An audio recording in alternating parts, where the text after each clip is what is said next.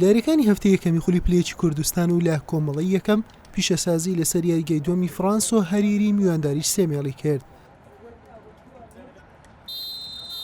سەرەتا یاریەکە هەردوو تیپ بە ئاستێکی تاڕادەیەک هاوسەنگ و لە یەکەوە نزیک دەرکەوتن.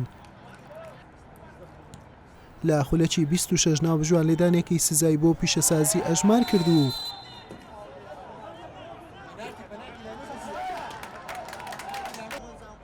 ئیسماعیل عەزەدین سەرکەوتوانە جێبەجێ کرد و گۆڵ یەکەمی پێتۆمار کرد.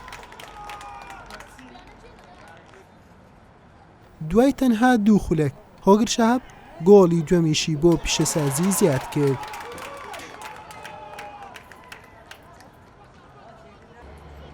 لە نیوەی دووەم پێچەوانەی نیوە یەکەم 3 مێڵ فشاری تەواوی خستە سەر گۆڵی یانەی میواندار. پیشەسازیش بە مەبەستی پارێزگاریکردن لە ئەنجامەکەی بەرگری دەکرد. لە خولەکی 72 بایز محەممەد بەسەر گۆڵ یەکەمی بۆ 3 مێڵ تۆمار کرد. دوای 4 خولەک بێوار حەسەن گۆڵی دووەمیشی بۆ 3 مێڵ زیاد کرد و ئەنجامەکەی یەکسان کردەوە. خەریک بوو 3 مێڵ بە گۆڵی سەرکەوتنیش بگات. ستون ڕێگری لێکرد. یاریەکە بە 2 گۆڵ بۆ هەر لایەکانی و بە یەکسانی بە کۆتا هات.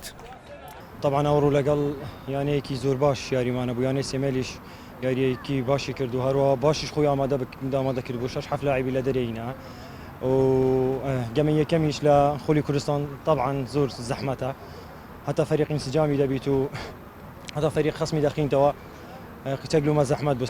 پەنەرتێک سەرما هاتە لێدان ئەس چیم بژم شکەم تەرخەمیە دادوانی بی دادوان ژوێکیت بژن مرۆڤە دەکەوتە خەلەتیا یاری تۆ صاحب زەحمەت بچێکی بۆ دادواناژی بزەحمەتن یاریەتێکێت خۆلێدا ئەوی جەزای تاسیرگەلێکی فەریقی مەکرد چکو ئەو گۆڵا بوو سەبەبێ هەندێک و گۆڵا دوێژی سەرتیمە هاتیە تۆمارکردن بەس الحەمدولیلا شکر بۆ خودی پشتی هەندە گۆڕین یاری داهاتی نەکردن و ڕاینەری سەروی تەکتیکی شولگیری و مەشای نیوا دوێدا ئەم دو گۆڵا تۆمارکردن و ئەم خاص نیوا دوێ ئەمەد مستحق بوون گۆڵا 34 تۆمارکردن سەروی فەریقی.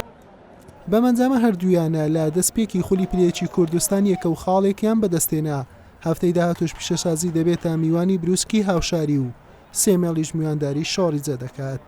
حوسێن محەممەد کەناڵی ئاسمانی پێیام هەولێر.